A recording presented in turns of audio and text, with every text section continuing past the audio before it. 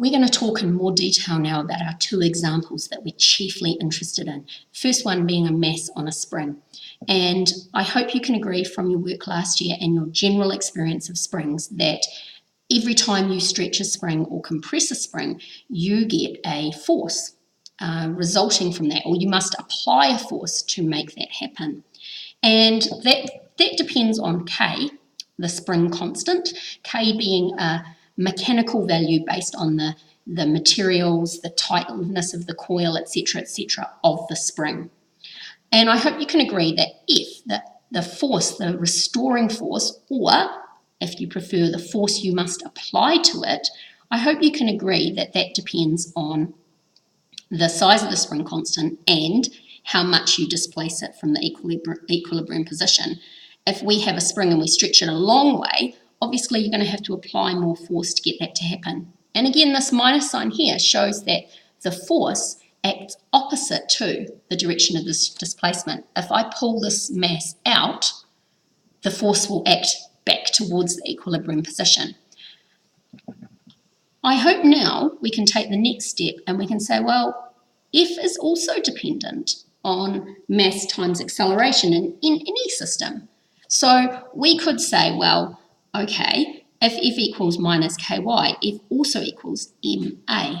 And I hope you can see that gives us a sneaky understanding for A equals minus k over m, and I'm going to put a bracket around the k over m, times y.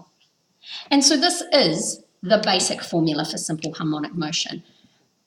The acceleration towards the equilibrium position is equal to a constant, and in this case it's a constant based on the mechanical system that we're interested in, the spring constant of the spring and the mass attached to the spring, times by y, how much we've displaced it. So we've got our nice simple formula. We can take that further and we can say, well, we can work out what the time period is. And it turns out, funnily enough, that we get a nice formula for that too. T is 2 pi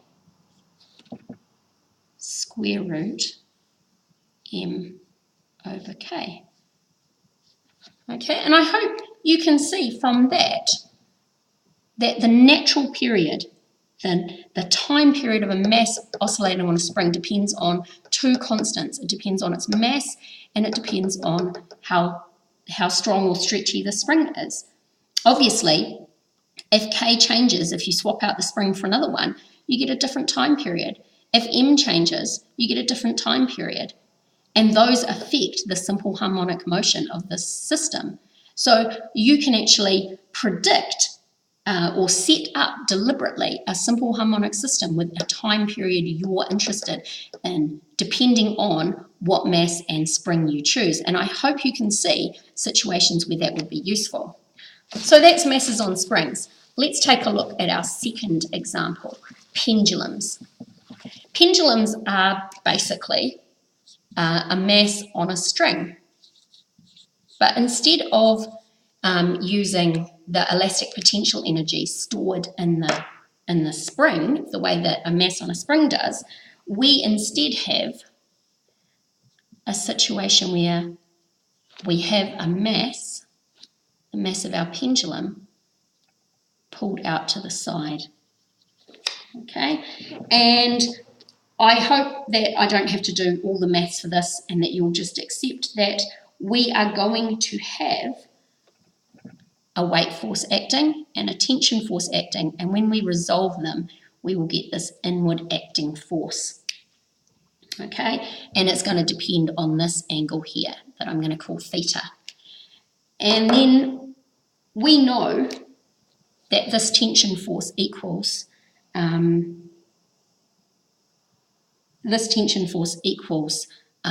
or is balanced by the inward acting force and the gravitational force. And we could say, well, our force that acts to restore it is going to equal mg sine theta. Okay, we're using trigonometry to find this inward acting force And if you can't figure out how that works, don't worry, we can do that in class. However, we know that all force also equals mass times acceleration. So we can say, well, just the same as we did before, acceleration is equal to, and it works out to be g sine theta. Now we have to do a little bit of mathematical jiggery-pokery at this stage. However, it turns out that if theta is sufficiently small, if theta is only about 10 degrees or less, so assuming we're not yanking the pendulum right out as far as we can, if theta is sufficiently small, then sine theta is approximately equal to theta. Okay, just roll with it. If you want to get your calculator out and prove it, be my guest.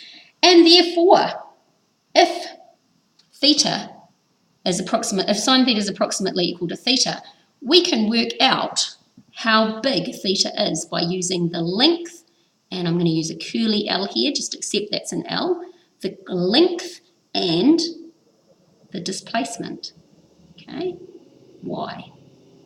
So we can say, well, if that's the case, theta is approximately equal to y over L. Sorry, there is an L there, just there.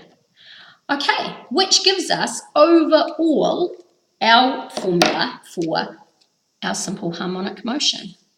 That the acceleration, the restoring acceleration, is equal to minus, and the minus, remember,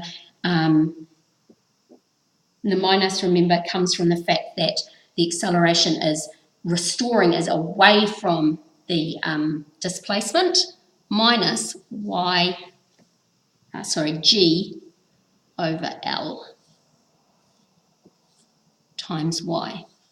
Okay, so the length of the pendulum, oh, that looks terrible. I wouldn't be surprised if you got confused about that, minus g over L times y.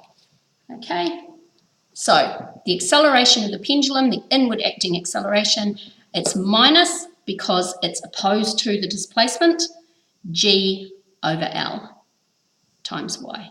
So the acceleration due to gravity, or the strength of gravity, the length of the pendulum times by how far you pull it out by. Remembering that we have a maximum angle of about 10 degrees on this one. So I hope you can see that this here predicts that wherever you go on Earth, the pendulum will depend only, the acceleration will depend only on the length, because the gravity will be the same. And that leads to an interesting period equals 2 pi square root L over G. Okay, and we can actually we can do that derivation in class if you want, but for now our period is dependent on G, where the object is and how much gravity it's got. If we went to the moon and set up a pendulum, we would get a different time period for the same length. If we went to Jupiter, we'd get a different time period again, and L, the length of the pendulum. And I know you've seen this before because this was your practical work last year. All right, that should be enough to keep you going with simple harmonic motion for the next little while.